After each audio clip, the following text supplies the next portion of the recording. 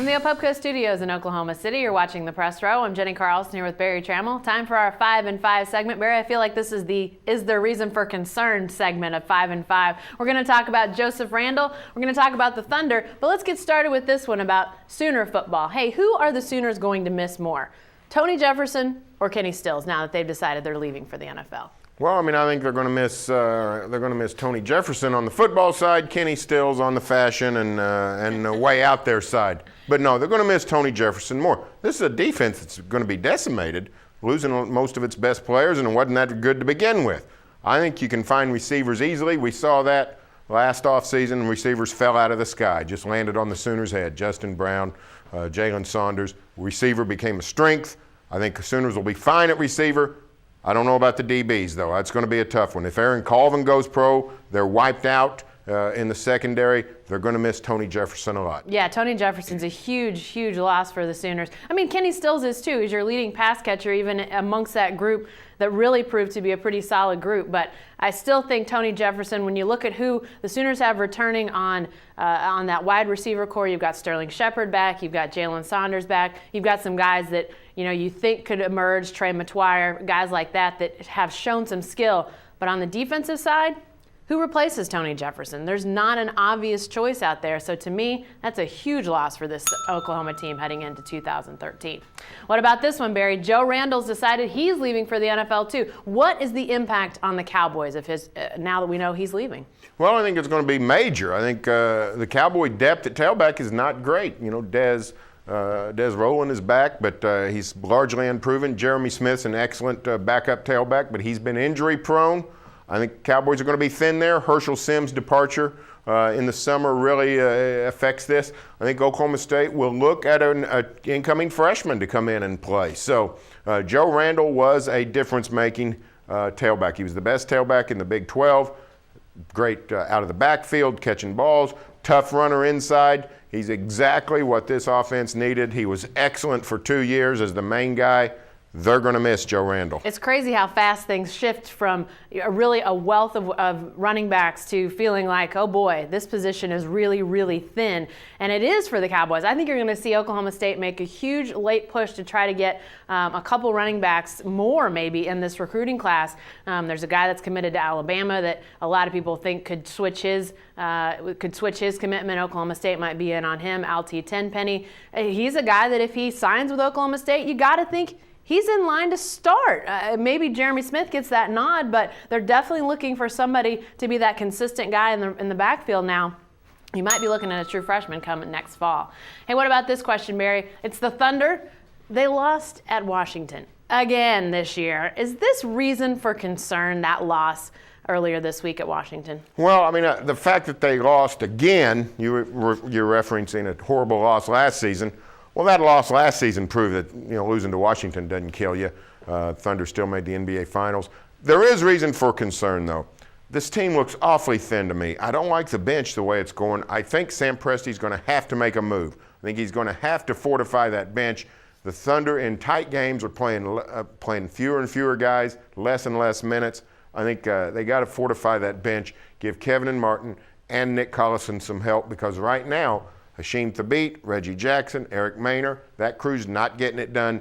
Thunder needs an eighth man. Yeah, it's definitely, there are reasons for concern. Now, when you look at one game and you look at the grand scheme of 82 games, I mean, I think we did the math last year when the Thunder had a bad loss, and basically one NBA game is equivalent to like less than a quarter of an NFL game when you equate the two seasons. So it's a really small percentage, but there were some things that continue to sort of come out in these losses that the Thunder had. They lost to the Nets badly here at home. Some similarities there, some scoring issues, which you never thought this team would have scoring issues, but they did the other night at Washington. So I don't think it can be overlooked. I don't think you can just say, well, they lost to Washington, so what? I think this team, and I'm sure they are, looking at what happened in that game to try to correct it. They looked better against Minnesota in their game after that loss to Washington, but clearly they've got to get some things figured out. That scoring drought, and you're right, Barry, the second team, it comes and goes. They need more consistency from that second unit. All right, our fun question of the week. Hey, who's the person you'd like to shove? In honor of Barrett Jones, the Alabama lineman, he shoved A.J. McCarron the other night in the national championship game. Who you want to shove, Barry? Well, this is not very. Not very sporting. It's not very sporting, and it's not very indicative of the kind of character I like to display. But I would like to shove every single National Football League referee who throws all these incidental pass interference penalties. What a great sport we got in football, college and pro. It's just a phenomenal sport. But it's being picked at, it's being dented, it's being affected by all these yellow flags on pass plays. And we got to get rid of it. We got to let the defensive backs play, and we're not letting them. I understand the safety issues. Keep people off people's heads. Keep quarterbacks from getting hit. I'm all for that. But these ticky-tack fouls on defensive holding and pass interference, it's got to stop, or it's just going to be a parade of penalties in big games. You hate pass interference. You've talked about that. I do hate pass interference. You hate it. All right, here's who I'd like to shove. And you know what? I love our readers. I love our people that watch our videos. But for those of you that follow me on Twitter and occasionally say things like, who cares what you have to say? You're following me on Twitter. You're watching us. You're reading us. If you say, who cares what you have to say, what are you doing paying attention? I don't get that. I'd like to give you a little shove out there, folks. All right, lastly, let's talk about Bedlam Basketball, Barry. Is it back? Is it back to what we've seen before out of Bedlam Basketball? No. It's a long way. Hey. Is it back at all? I don't know, but I've seen Eddie and Billy. I've seen Eddie and Kelvin. I've seen Desmond Mason and Eduardo Nahara. I mean, I've seen those great Eddie teams with John Lucas and the Grahams and going at it against OU teams that won the Big 12. We're a long way from that. I mean, I'm just trying to get these guys into the NCAA tournament. You talk about who to shove. I'd like to shove one of these teams into the NCAA tournament. March Madness. I mean, March has gone dark. We take the month of March off. It used to be our busiest month. We can't even get a squad into the big dance.